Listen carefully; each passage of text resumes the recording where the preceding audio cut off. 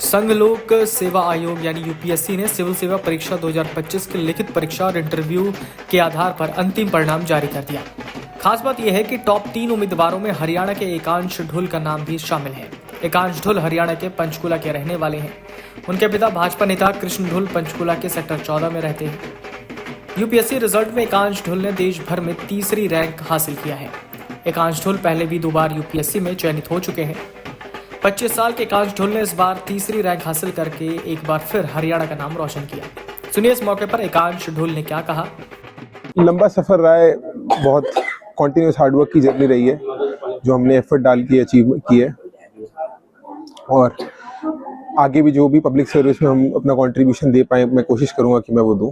मैंने ग्रेजुएशन के second year से तैयारी शुरू करी, तो 5-6 साल का सफ़र रहा है जिसमें मैं 3 बार ये परीक्षा मैंने कंप्लीट करी, और मुश्किल से ज़्यादा कंसिस्टेंसी इसके लिए ज़्यादा रिक्वायरमेंट है। अगर आप कॉन्टिन्यूसली एफर्ट करेंगे तो आप वहाँ पहुँच जाएंगे जहाँ आप पहुँचना चाहते हो। मैं जिस भी कार्टर मेरे को मोस्ट लाइकली मेरा होम स्टेट मिलेगा, तो अगर जहाँ के जो भी प्रॉब्लम्स और चैलेंजेस है मैं वो सॉल्व करना चाहूँगा, और जो भी ऑनरेबल चीफ मिनिस्टर और प्राइम मिनिस्टर का विजन है उसके हिसाब से काम करना चाहूँगा। Fields like urban planning, education, women empowerment मेरी प्रायोरिटी रहेंगी। उनको यही बोलूँगा कि कंसिस्टेंसी, हार्डवर्क और सेल्फ इंट्रोस्पेक्शन इंपॉर्टेंट है। अगर वो ये सब करेंगे तो डेफिनेटली सूनर और लेटर वो सक्सेसफुल हो जाएंगे। वहीं सुनिए बेटे की इस उपलब्धि पर पिता और माँ ने क्या कुछ कहा। मैं इसको इस तरह से देखती हूँ कि कोई बच्चा अगर मेहनत करता है और लगातार सतत प्रयास करता है तो बच्चा ज़रूर सफल होता है। तो मैं इसको इस ढंग से देखती हूँ, जो बच्चे और भी यूपीएससी की तैयारी कर रहे हैं वो भी अगर लगातार मेहनत करेंगे तो सफल ज़रूर होंगे। तो और बिग अचीवमेंट तो है ही ये। हाँ जी, वो लगातार 3rd उसने यूपीएससी को क्रैक किया है।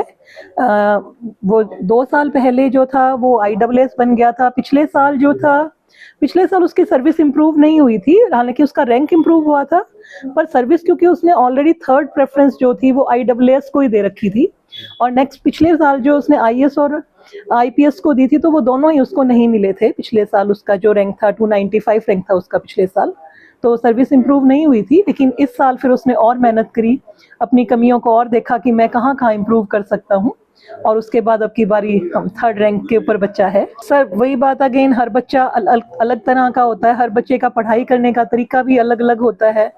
तो एकांश बहुत लंबे समय तक लगातार नहीं पढ़ सकता था, वो सिर्फ जैसे 1.5 घंटा 40 मिनट वो छोटे उसमें स्पैन्स में पढ़ता था, फिर रेस्ट करता था, मतलब पढ़ लिया, रेस्ट कर लिया, फिर पढ़ लिया, इस तरह से वो अपने आप को करता था। ज़्यादा लंबी उसकी सिटिंग नहीं थी कि वो मतलब 3 घंटे 4 घंटे लगातार नहीं पढ़ पाता था। पर हाँ, अपने रूम से नहीं निकलता था जब वो प्री क्लियर होने के बाद मेंस तक, तब उस टाइम पे वो रूम में ही रहता था, सो जाता था और उठ के फिर पढ़ाई कर लेता था, फिर सो जाता था।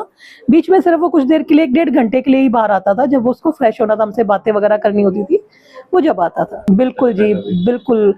इतने सालों से बच्चा जो मेहनत करने लग रहा था, बच्चे की मेहनत सफल हुई, उसका सपना था कि मुझे IAS बनना है, तो बिल्कुल जी, ये तो हमारा और पूरे परिवार का भी ये तो बिग अचीवमेंट है बच्चे की। देखिए, एक पिता के तौर पर तो आज मैं बहुत अपने आप को खुशकिस्मत मानता हूँ कि भाई मेरे बेटे ने इतिहास रचा है।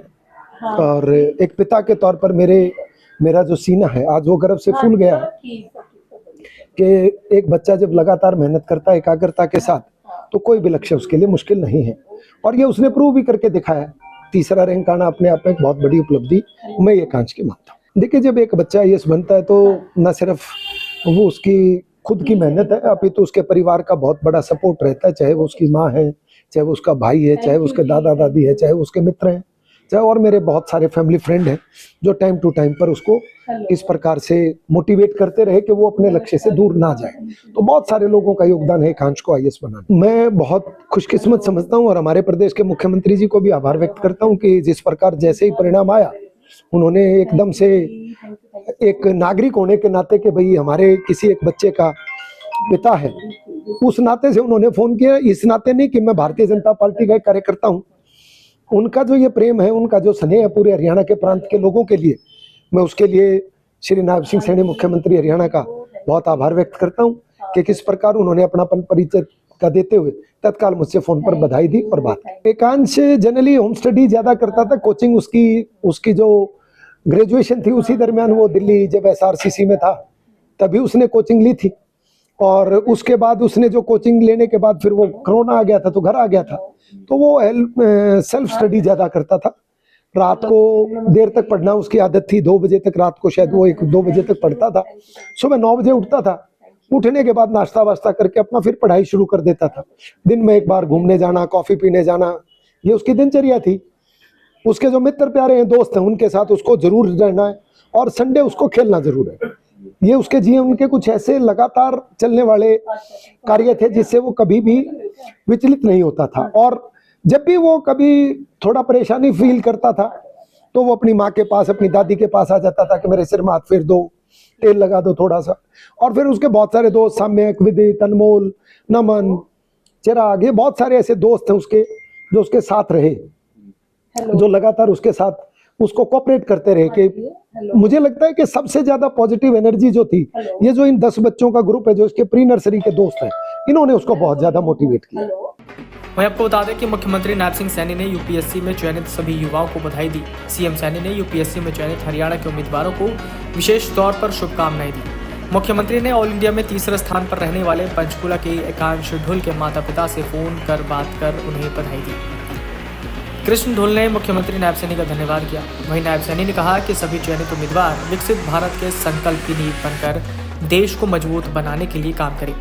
देश के स्वर्णिम भविष्य के लिए देश सेवा और समाज के प्रति समर्पण की भावना का मजबूत संकल्प लेकर चले। लिखित परीक्षा अगस्त 2025 में आयोजित हुई थी, जबकि इंटरव्यू दिसंबर 2025 से फरवरी 2026 के बीच लिए गए।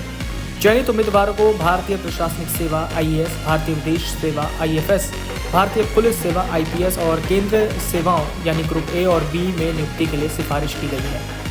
Video desk amarujala.com। अगर आप ये वीडियो YouTube पर देख रहे हैं तो हमारे चैनल को सब्सक्राइब कर बेल आइकन दबाएं और Facebook पर देख रहे हैं तो हमारे पेज को लाइक करें।